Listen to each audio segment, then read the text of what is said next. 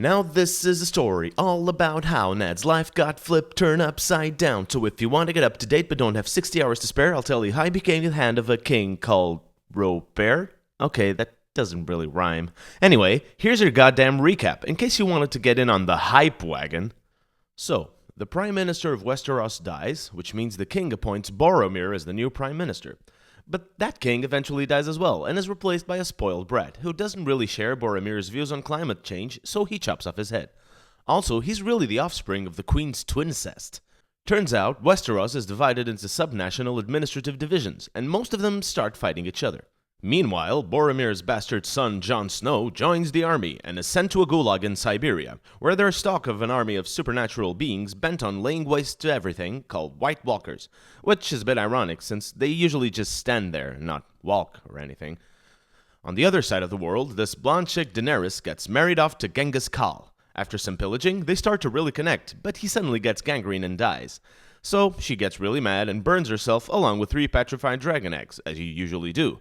After the fire, she's intact, but 3 dragon eggs short. On the other hand, what do you know? 3 brand new dragons. Back to Westeros. Boromir's widow and oldest son's war is proven fruitless as they are betrayed at an event called the Red Wedding. Now, you may have noticed that your knee suddenly started to bend.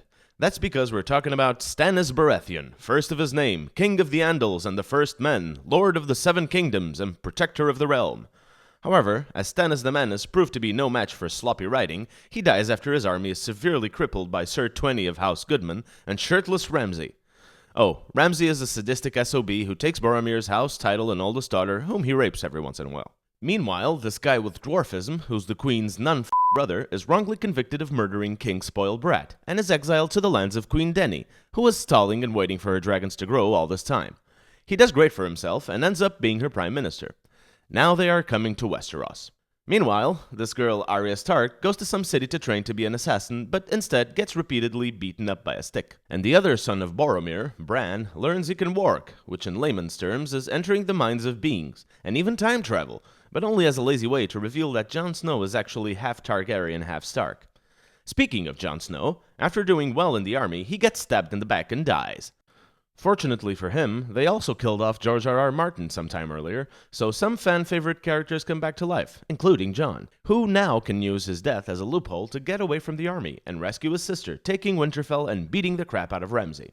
At this point in the story, the writers started running out of ideas, so they abruptly end a bunch of pointless, boring political plots by gathering several characters in one room and blowing the shit out of all of them, and teleporting the remaining to points of the story that allowed them to focus on just 3 or 4 plots.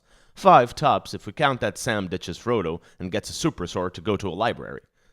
Now, Queen Cersei sits on the throne, Jon Snow gets elected king in the north, Dany is coming, and there's a possible invasion of Vikings, and also the White Walkers will emerge at some point. Okay, now that we got the side plots all out of the way, let's focus on the main story, the story of Clegane Bowl. Attention, this section contains extreme amounts of hype. Clegane Bowl is a repeatedly confirmed battle between 2 Cleganes, where 2 Cleganes enter and 1 Clegane leaves. Sir Sandor Clegane, aka the Hound, is a really big guy who has 2 objectives in life: to eat every fucking chicken and to kill his brother, Sir Gregor, aka the Mountain who is freakishly big and loves destruction. When they were children, the Mountain pushed his brother's face in the fire, leaving him scarred and afraid of said fire.